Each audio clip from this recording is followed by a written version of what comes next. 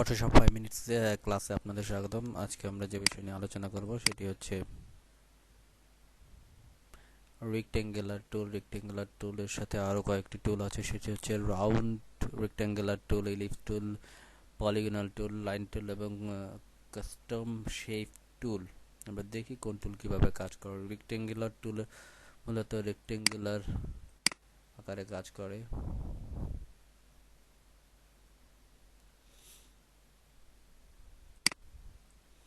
Round rectangular টুল একটু round shape আছে, round shape আকারে কাজ করে। আমরা কালার চেঞ্জ করে দিই।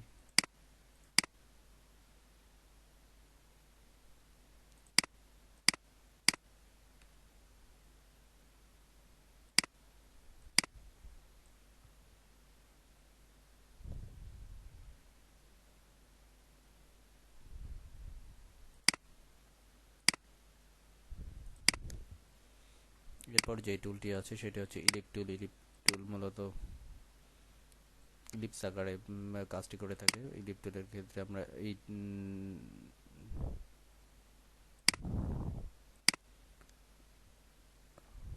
ইলিপ আকারের যে বৃত্তটি অংশটি পেয়ে থাকি। এরপর যে টুলটি আছে পলিগনাল মানে বহুভুজ আকৃতির ক্ষেত্রে এটি ইউজ করা হয়ে থাকে। এরপর যে টুলটি আছে লাইন টুল মূলত একটি নির্দিষ্ট লাইন টানার ক্ষেত্রে এটি ইউজ করা হয়ে থাকে। এরপর যে টুলটি আছে এটি হচ্ছে কাস্টম শেপ টুল অনেকগুলো শেপের সমন্বয়ে গঠিত। আমরা এখানে সেটিংসে ক্লিক করলে যখন আমরা ক্লিক করব তখন এখানে অনেকগুলো শেপ চলে আসবে। এর ফলে এখান থেকে যে কোনো শেপ নিয়ে আমরা যে কোনো ধরনের ডিজাইন করতে পারি।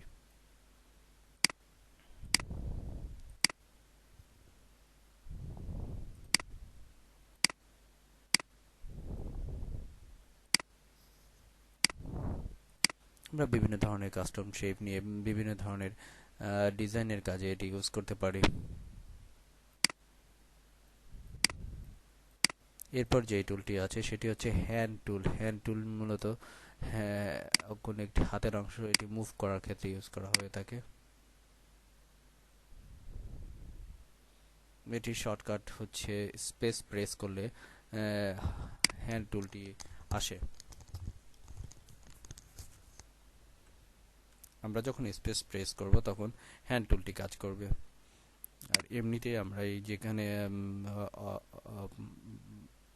হ্যান্ড টুলের অপশনটি আছে সেখানে হ্যান্ড টুল ইউজ করব। এরপর যে টুলটি আছে সেটি হচ্ছে রোটেট ভিউ টুল। এটি রোটেট করার ক্ষেত্রে আমরা ইউজ করে থাকি।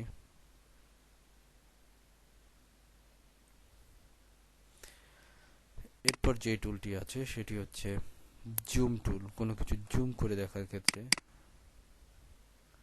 আমরা এই টুল ইউজ করে থাকি। এখানে জুম আউট বা জুমের একটি মাইনাস চিহ্ন আছে, এটা জুম আউট করার জন্য ইউজ করা হয়ে থাকে। আমরা জুম আউট এবং জুম ইন করতে পারি।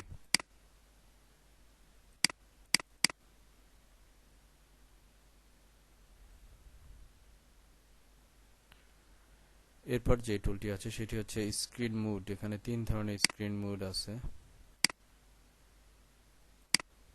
এটি হচ্ছে ফুল স্ক্রিন মোড, স্ট্যান্ডার্ড। এখন যে মোড আছে সেটি হচ্ছে স্ট্যান্ডার্ড মোড এবং আরেকটি আছে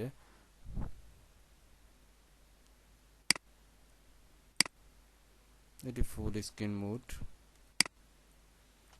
এবং এটি full screen mode with menu bar.